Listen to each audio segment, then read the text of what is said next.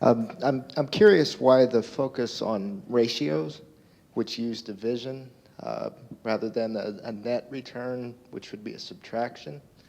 The reason being, in this case, if inputs continue to climb and climb, that's not necessarily reflected by a ratio, whereas they would be if, similar to net returns, income minus expenses, for example, they would be.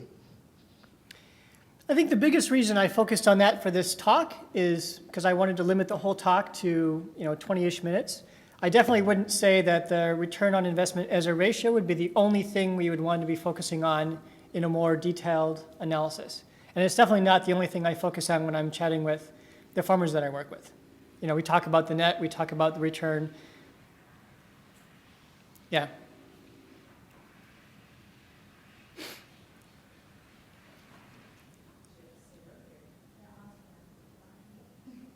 Eric, I was wondering if you could go back a couple of slides to the USDA data and talk a little bit about why I think it was dairy and grain were so agriculturally minimally intensive. Maybe some of this data could be unpacked a little bit for an explanation.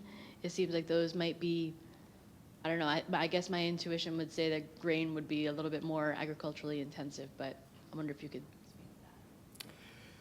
As far as the grain being so relatively non-agriculturally intensive, it's the sort of thing that you prep the field, you plant it, and then some number of months later you harvest. It's all mechanical, it's all monocrops. So I would say that that's probably the biggest reason why grain is so unenergy intensive, whereas with fruits and vegetables, for instance, there's a lot more involved in tending that field than just the plant and the harvest. As far as why dairy is on the lower end, I think specifically, I really don't know. I mean, these are all emblematic of kind of ultra large scale industrial farms.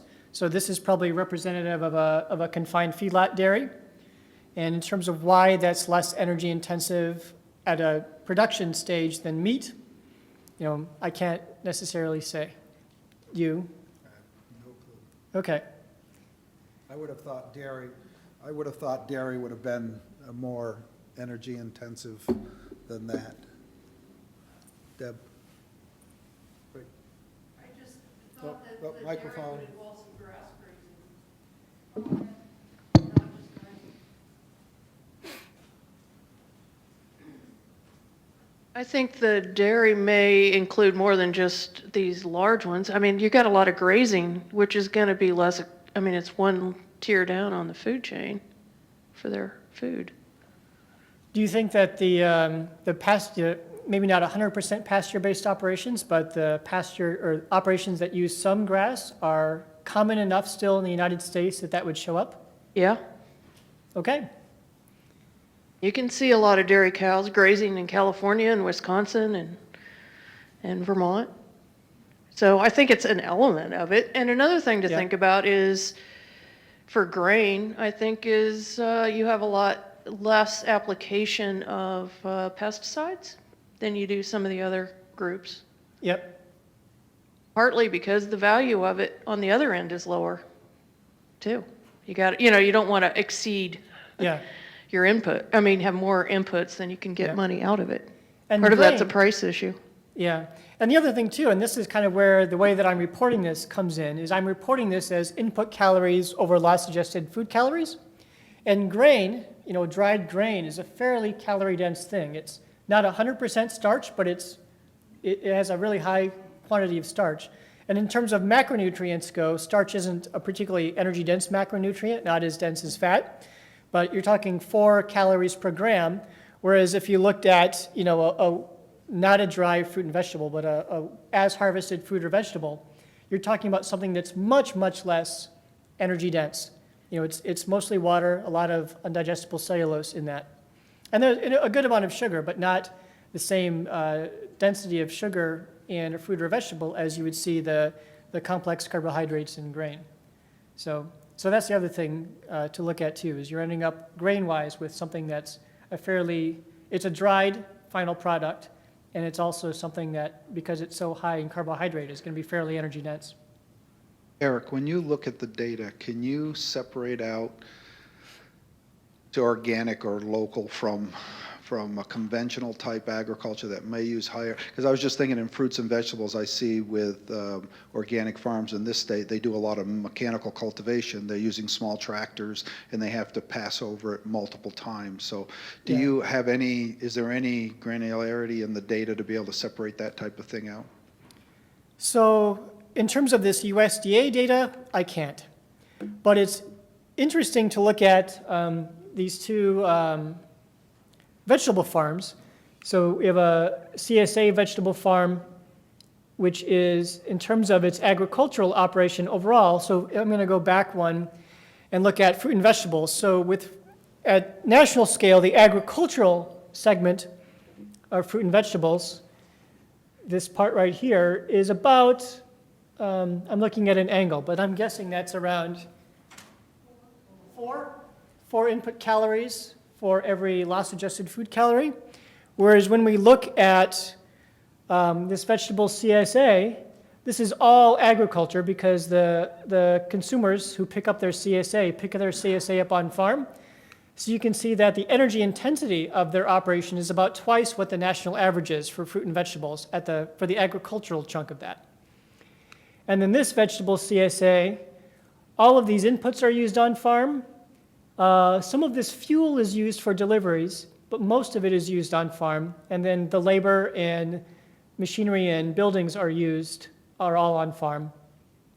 So at 21.6 units of energy input, they're multiple times more energy intensive as a small local farm than the larger scale conventional. It doesn't have to be this way. I think it could be done a lot more efficiently, but I think a farmer has to decide that they're going to manage both for energy intensity and for production. And that can be a challenging thing for some farmers to do given how low their margins are. I was just going to comment, Eric, and I appreciate all this good data for us to chew on, so to speak, that sometimes your small-scale organic farmers choose to cultivate multiple times, which is more energy intensive than using one spray regime.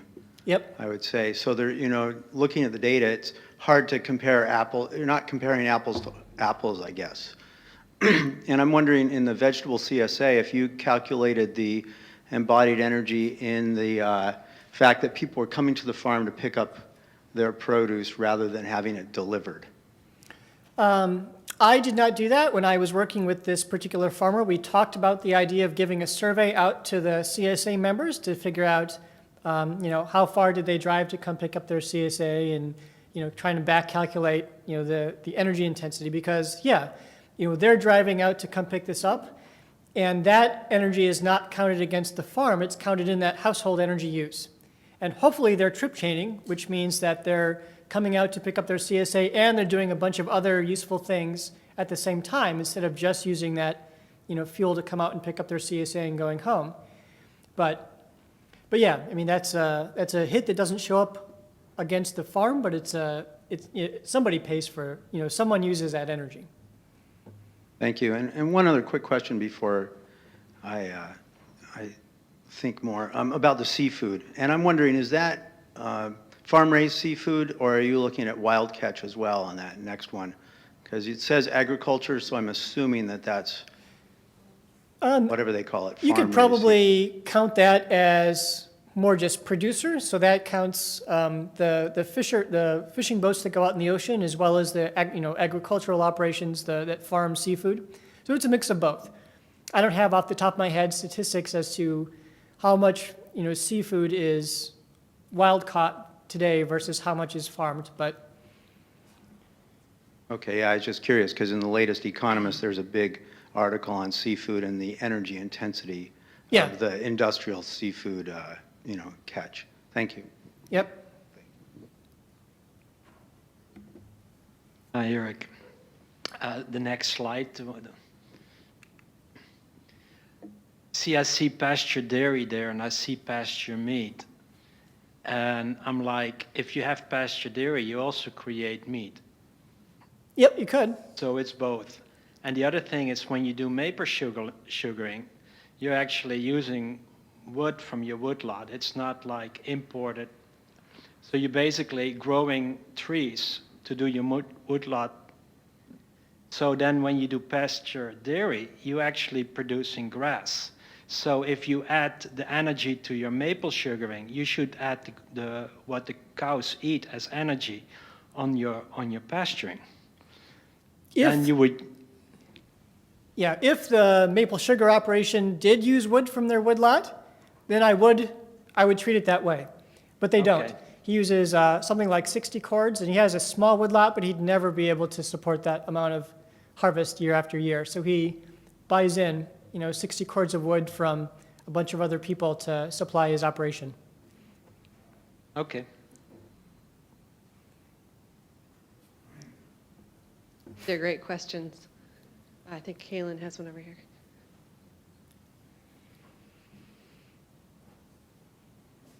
The transportation piece in one of the first slides looked pretty low, and I was wondering if, the freight, and I was wondering if you could speak to the idea that floats around that local is a really energy savings in terms of transportation and whether or not that holds true. I would say that it most decisively does not hold true, and the opposite is actually true. And I'm going to advance forward because I had another slide that I couldn't fit in, but that speaks to this directly. This is from a study that was done back in 2010 that looked at the amount of fuel, the number of gallons of fuel that are burned per ton of product moved based on 3 different shipping methods. And the semi-trailer, most of us have a sense of what a semi-trailer is. The mid-sized truck here is like a UPS or FedEx-sized truck, and then the pickup truck is obviously a pickup truck. So you can see that the energy intensity involved in moving a ton of product is going to vary tremendously as a function of how it's moved. And there are certainly some farms that do their deliveries with more of a mid-sized truck, but a lot of the folks that show up at farmers markets are moving their product with a pickup truck or a small van or something like that. So at that scale, you're seeing a pretty strong diseconomy of scale in terms of the energy that they're embodying in that product by moving it around. Yeah, so one of the things that I tried to work out for last fall's energy use in food systems class that I wasn't able to put together, but I'm going to see if I can get some of the food hubs to let me do an audit of their operation and see how energy intensive they are per unit of food moved, looking at food calories, to see if that aggregator function can deliver some of the economies of scale that, can make a local food system more competitive with, the national food system. Because you're right, people have this idea, and I run into this all the time in students who come into my energy and food systems class, think about this a lot, that, the long distance transport of food adds a huge hit, energy-wise, to the total energy intensity of food, but that's simply not true. It's so small that it's almost negligible compared to all the other things. And the local side of it, moving things around in a pickup truck is really where the hit comes, if we become too reliant on that particular mode of distribution. I think that's a great point that gets at some of our assumptions that we hold about local food and energy, and I think also the point that was raised about organic production and the amount of tillage and mechanical use of energy that it's required versus spraying gets to that point of, when you're measuring different values, some can sometimes be an interesting trade-off to look at. Well, we value, organic production on one hand because of the lower ecological footprint of it, and yet, we are seeing a trade-off with the energy intensity of it. So I think these are great points that are being raised. Deb has a question, and then we're going to go over there. The output here is kilocalories, and in this country, we generally don't have there's no scarcity of kilocalories for most of us. So my question is whether there have been any efforts to do similar analyses, but with overlaying health indicators on top of these. So nutritional value of food rather than caloric value of food, which gets a little bit complex, but there are things that you could look at to get at a health value. I am not aware of any, but I definitely agree that that would be something that is both very complex and hard to do, but still very worthwhile. Yeah, because I've done some calculations looking at the vitamin A content of foods from certain farms relative to energy intensity, but I'm using vitamin A estimates from literature, for these different foods, and that bears, it's huge variability in terms of what the actual vitamin A content of different foods is on a farm based on soil quality and how things were raised and what varieties were used and all that kind of stuff. So very, very rough calculations is the best you can do on that front, unless you have a lot of money to do a lot of nutritional analyses of food, that's harvested from a very particular area. But yeah, I definitely agree that that'd be a very useful thing to do because, here in America we're notoriously, overfed but undernourished, whereas a lot of other countries it's a very different situation. I just wanted to follow up on the earlier question. I find this information about transportation fascinating. And I was just, as you were talking, I just thought that the idea of comparing the different models of distribution, the hub versus the CSA where everybody drives out to pick up their own versus maybe the city market or whatever different models, that would be just fascinating. Yeah. So I'm just cheering you on. Thanks.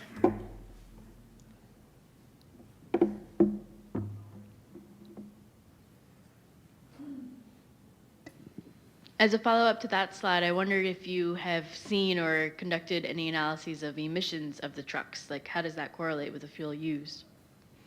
I would guess that it is a modest correlation, but certainly not a perfect correlation. Because with trucks, the emissions is going to depend on a whole suite of things. Size is one thing, but then the age of the truck, what kind of emissions controls are installed, that makes a huge, huge difference, particularly for particulates. And one of my masters was in environmental chemistry, toxicology, and risk assessment, but the particulars of emissions, vehicle emissions, was not something that I specialized in. So, I think it'd be something that would be interesting to look at. This question or comment came up a few questions ago, so it's a little out of context now, but just insofar as the assumptions that we make that sometimes aren't right, I work with livestock operations across the state, and one of the interesting things about the local meats movement that's assumed that it's more energy efficient is that as was mentioned over here before, livestock are very dependent on grass, and the growing season locally is very short for grass, and so having local meat production units requires some sort of harvesting of grass for winter feeding. And oftentimes we've done a couple of analyses, and that winter feeding cost really doesn't, or is far more expensive than the cost of transportation to bring products in from other areas. So just interesting how that can be counterintuitive. Yeah. And the other side of the thing too, and this is something that I've noticed doing this analysis, is that if you're raising meat and you want to sell that at retail, you have to drive your animals out to slaughter and then to have them cut and packaged for retail sale. And the fuel component of driving an animal, driving a trailer load of animals out to a slaughterhouse that might be 2 or 3 or 5 hours away is pretty substantial. So for instance, the pastured lamb operation, a good chunk of their fuel use had nothing to do with what was going on farm. It was driving the animals back and forth, back out to slaughter and then dropping the carcasses off and then going back later and picking up the finished product. And then there's also the delivery component in there. This particular lamb operation sells mostly to restaurants, so they would then do a suite of deliveries. And then, of course, they do have a little bit of fuel used to make hay, but that's pretty much a minority on here. And the same thing is true with this pastured meat. A lot of this fuel use comes from the need to drive, the hogs out to slaughter and have them cut. And he happens to use a lot of tractor because he pastures the hogs, which means that he has to go back and prep the field and put some kind of a crop in there, a forage crop in there after the hogs are done in that section of it. So there's a lot of tractor use, even though he's operating kind of a pasture operation. It's not, hogs are really hard on land, and you don't just leave torn up land there over winter. You've got to cover it with something. And the dairy is, down here is a pasture dairy. So he does make hay on his land. He has a herd of about, for the year that this data is from, he had a herd of about 120 cows, 120 milking cows. So he had to make hay for all those cows, and he did buy in some hay. But you can see that that part of the operation is tiny, and he's just a commodity dairy operation. He sells his, he has his milk in a tank, and then Organic Valley comes out and picks the milk up, so he doesn't have to do any distribution. So that'll give you a little sense for how energy intensive the distribution side of some of these local operations can be, compared to just running a basic, pasture-based operation. It's that distribution side where a lot of these small farmers really end up taking the big hit. And that's something that I've been, interested in, chatting with the folks at the Center for Sustainable Ag, the pasture group, which is, they contracted me to do the dairy operation here, and they also contracted me to do the lamb operation.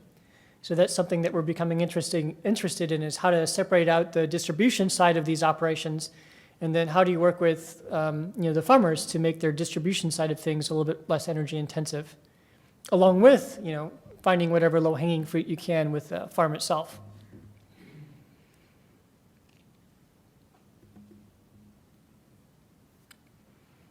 Any other questions right now?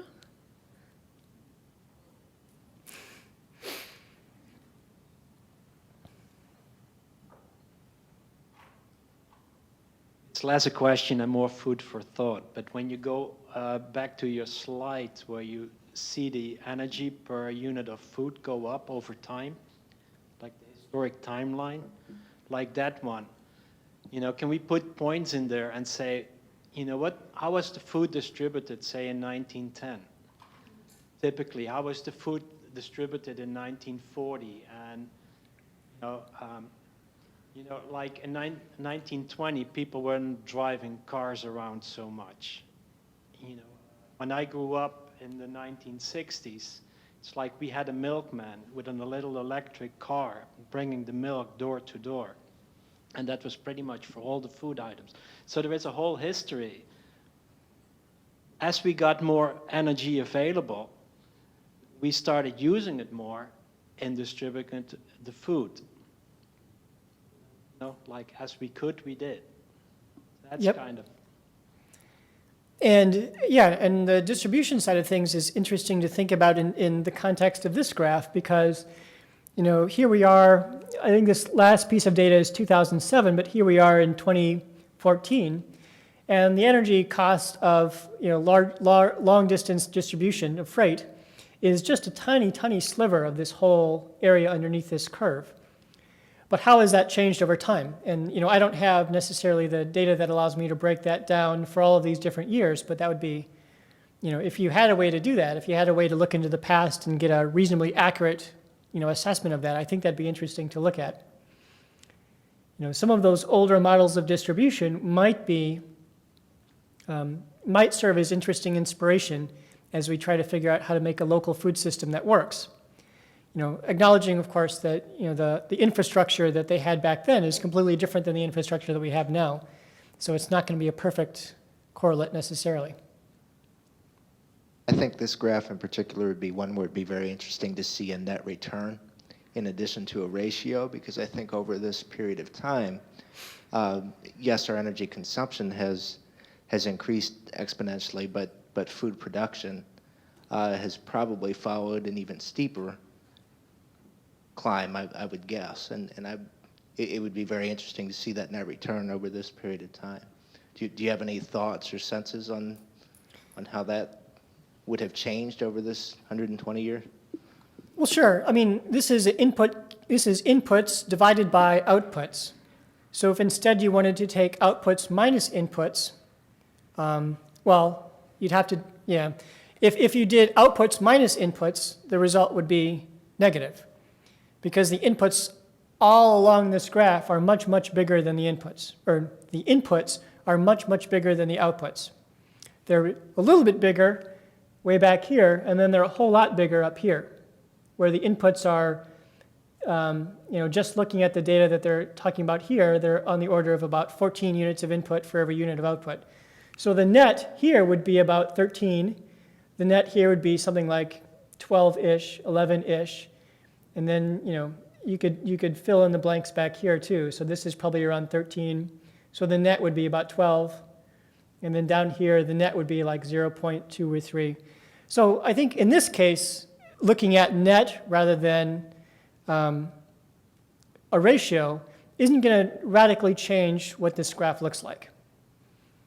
You're just shifting it down by 1 unit, basically, because it's normalized per 1 unit of loss-adjusted food as a kilocalorie. Eric, I'm just thinking off the top of my head here about the household level and the type of consumer we have at the household. Some consumers are buying whole foods, so to speak, and processing them in their home. And other consumers are buying radically processed, value-added foodstuffs. And I'm wondering if you could look at those different consumers, some sample size, and think about the energy that it takes to process that food at either a processing plant or at the household level, and whether we might be able to have some influence on this whole chart here. I don't know, I'm just thinking, the household level is where food is consumed, and that's where a lot of that energy happens, but also at the processing level or scale. Yeah, so in general, and students from my energy use and food systems class can attest to this because I had them do some of these calculations as part of their homework assignments. In general, when you do larger batches of cooking, it's more energy efficient per unit of calorie that you end up with.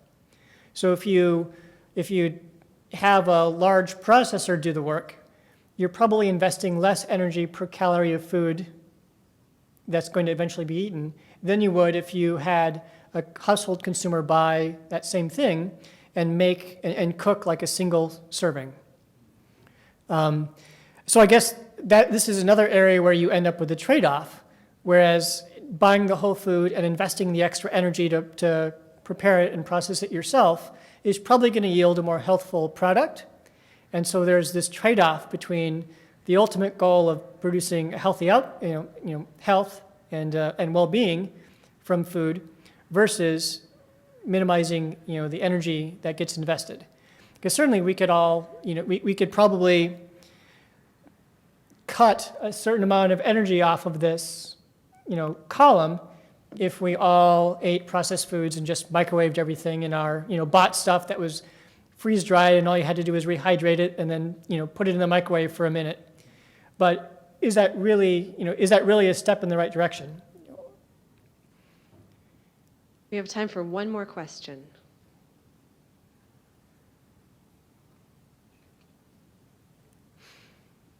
I'll just follow up on that question because I'm feeling a little bit guilty about driving to raspberry patches and canning.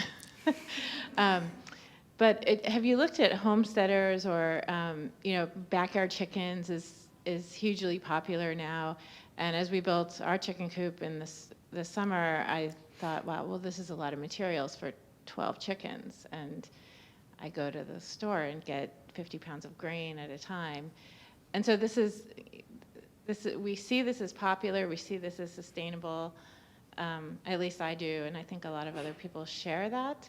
And so have analyses been done on that front? As I look at the graph that starts in 1920, I think, well, there's probably much less waste than people were probably canning more. They were doing some of these same things. There was backyard flocks and people had a family milk or cow, and we're starting to go back to that.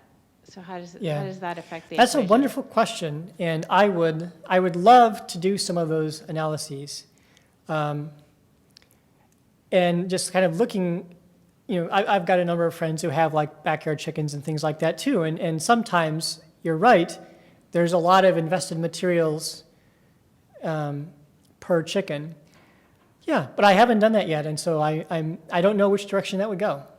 It might turn out to be shockingly efficient, or it might turn out to be shockingly inefficient in terms of a return on invested. And it also depends on what sort of a product we want to get. If we just want poultry, the meat, that's generally more energy intensive because you're taking the animal out of production. If all you're interested in eggs is you're investing in something and it's yielding a small return over time.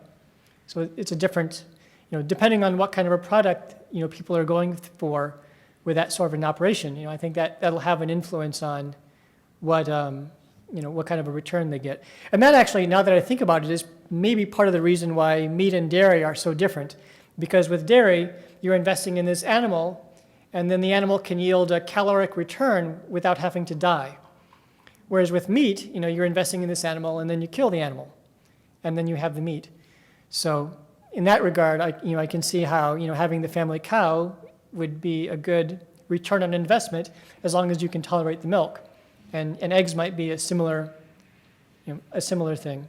But yeah, short answer is I haven't seen any of those analyses done, but I would be really interested in doing some of those. So if anybody has a backyard chicken operation or a milking cow, give me an email and we'll see if we can do an audit and get a sense for what the return on investment of that is. I think that'd be interesting to look at.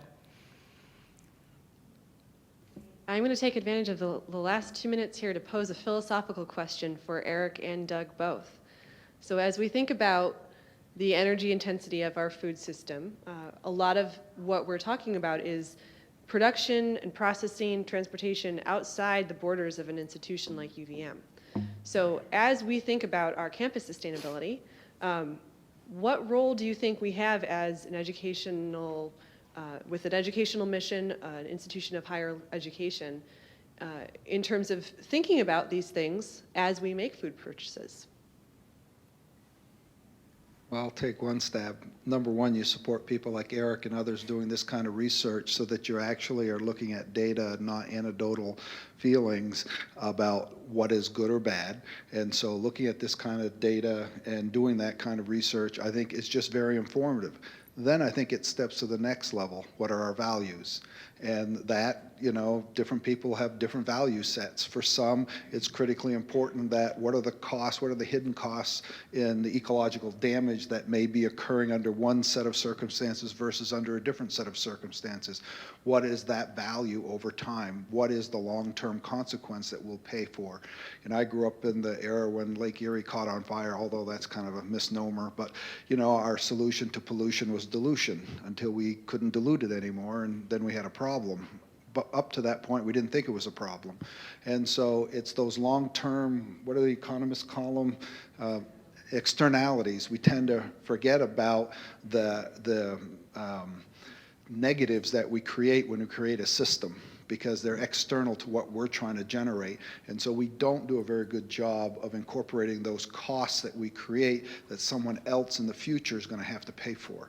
So I think it's that values, it's the economics, it's the data to find out exactly what, and then putting those pieces together. And as an educational institution, I think that's our role, is to try to put all those pieces together and stimulate that debate, and then try to employ something on a campus that tries to balance or compare or contrast a range of things that are going on in society to show a potential new direction. I work in Extension a lot. I'm the director of Extension here in the state. So you want to bring good ideas, but in the end, individuals have to make their own decisions about what they implement and what they don't implement. And so I think this is an opportunity for an academic institution to do that as well. Yeah, I think that's a good way of looking at it. I guess from my perspective, I think it's really important for an academic institution to be very transparent about its goals and its values in the context of its food system. and then to try to use some of its coursework that students undertake as a way of giving students a firsthand experience, looking at some of the data and figuring out the numbers and really just learning how to approach questions like this through a transparent analytical lens. Because that's one of the things the sense that I have is that a lot of the students who've taken my energy use and food systems class, I think that's one of the things that they really appreciated about it is I make them do math, which they really hate. But in the end, they sit down and they end up doing an energy audit of a farm, and they get to crunch all the numbers, and then they come out with this number at the end, and then it's almost as if a light bulb is going on. It's like, wow, I never really understood what all these impacts really were until I sit down and I do it. So I think a huge part of the university's opportunity, at least, is to ask some of these hard questions, but also create avenues for the students to be involved in coming up with the answers and using this process of inquiry as a way to develop students professionally.